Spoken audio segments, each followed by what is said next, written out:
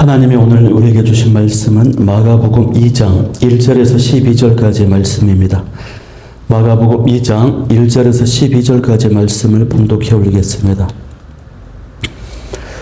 수일 후에 예수께서 다시 가버나움에 들어가시니 집에 계시다는 소문이 들린지라 많은 사람이 모여서 문 앞까지도 들어설 자리가 없게 되었는데 예수께서 그들에게 도를 말씀하시더니 사람들이 한 중풍병자를 네 사람에게 메어 가지고 예수께로 올세 무리들 때문에 예수께 데려갈 수 없으므로 그 계신 곳에 지붕을 뜯어 구멍을 내고 중풍병자가 누운 상을 달아내리니 예수께서 그들의 믿음을 보시고 중풍병자에게 이르시되 작은 자야 내 제사함을 받았느니라 하시니 어떤 서기관들이 거기 앉아서 마음에 생각하기를 이 사람이 어찌 이렇게 말하는가 신성 모독이로다 오직 하나님 한 분 외에는 누가 능히 죄를 사하겠느냐 그들의 속으로 이렇게 생각하는 줄을 예수께서 곧 중심에 하시고 이르시되 어찌하여 이것을 마음에 생각하느냐 중풍병자에게 내 제사함을 받았느니라 하는 말과 일어나 내 상을 가지고 걸어가는 말 중에서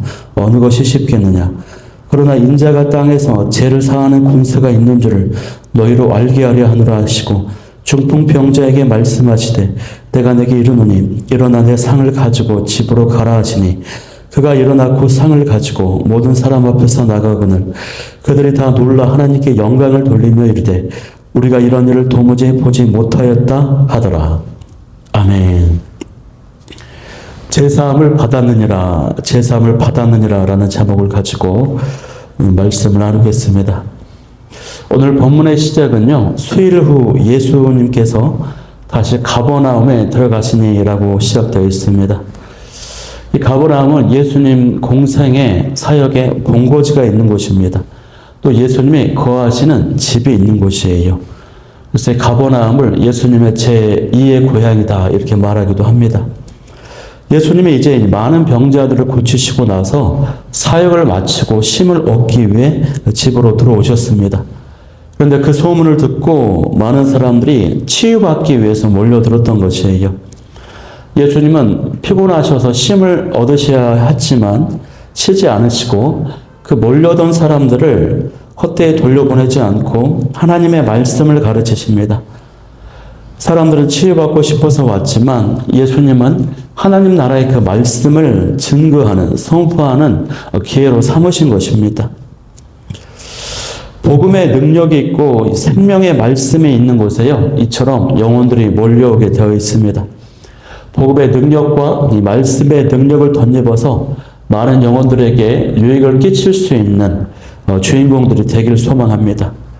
예수님의 집은 안은 물론이고 밖에까지 사람들이 가득 차 있었기 때문에 들어갈 길도 막혀버린 상황이었어요.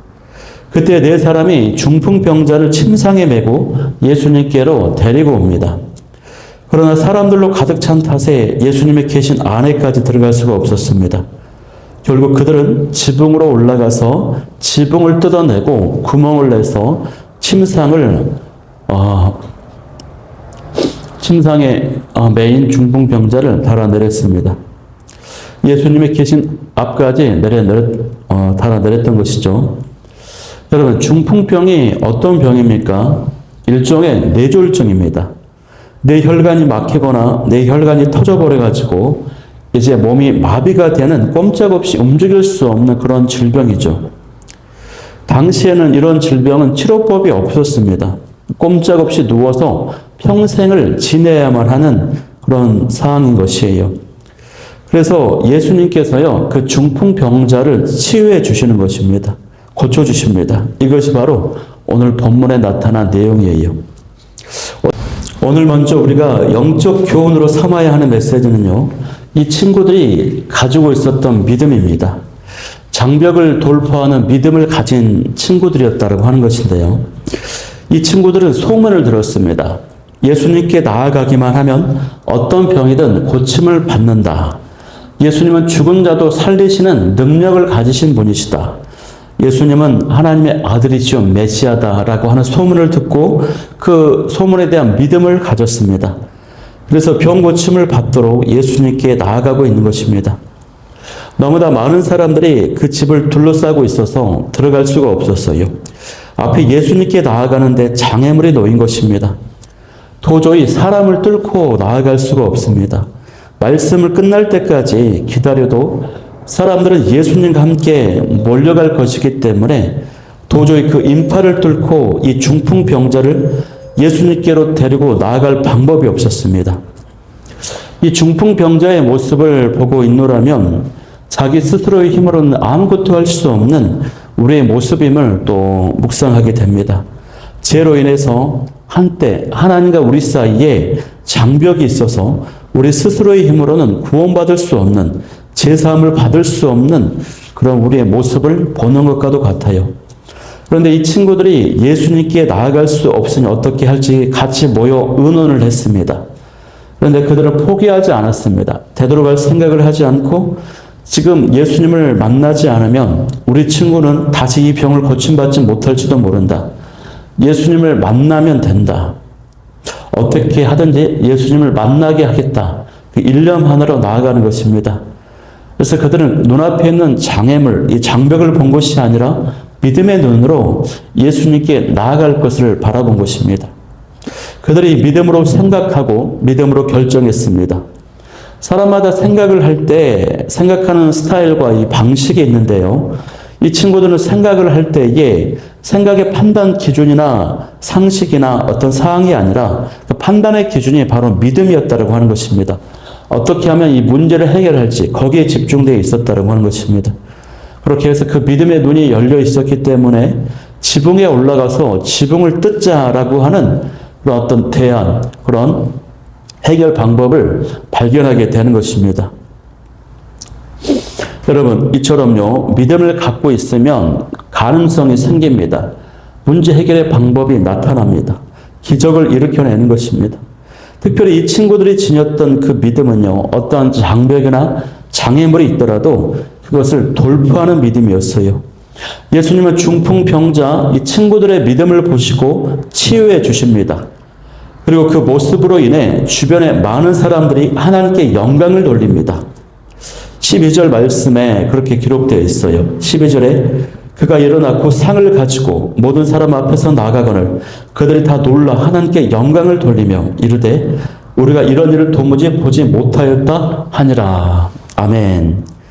여러분, 우리가 믿음으로 나아갈 때, 믿음으로 장벽과 장애물을 극복해 나아갈 때 그 자체가 하나님의 영광이 나타내는 일이 됨을 믿으시길 소망합니다. 그래서 우리가 하나님의 영광을 나타내는 믿음의 사람이 될 수 있기를 축복합니다. 이 친구들은 정말 큰 믿음의 사람들이었습니다.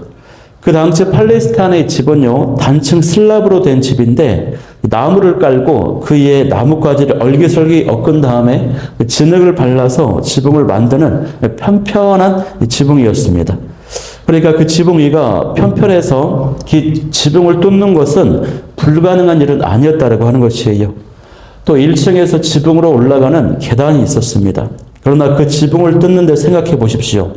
밑에서 예수님께서 말씀 전하고 계신데 천장에서는 막 소리가 나고 흙덩어리가 떨어지는 것입니다. 그래서 그 구멍이 침상이 들어갈 만큼 뚫어야 되니까 얼마나 오랜 시간 동안 많은 것을 뜯어내야 되겠습니까? 먼지가 흙이 막 떨어집니다. 쿵쿵쿵 소리가 납니다. 예수님의 말씀 전하시는데 그렇게 방해가 되는 것이에요. 막 사람들은 올라가서 무슨 짓을 하는 것이냐라고 야단을 치면서 말리기도 했을 것입니다. 그러나 이들은 포기하지 않습니다. 아랑곳하지 않습니다. 그들에게 필요한 것은 예수님 앞에 이 자신들의 친구 중풍병자를 내려서 병고침 받게 하는 것, 이것이 가장 중요한 일이었던 것입니다.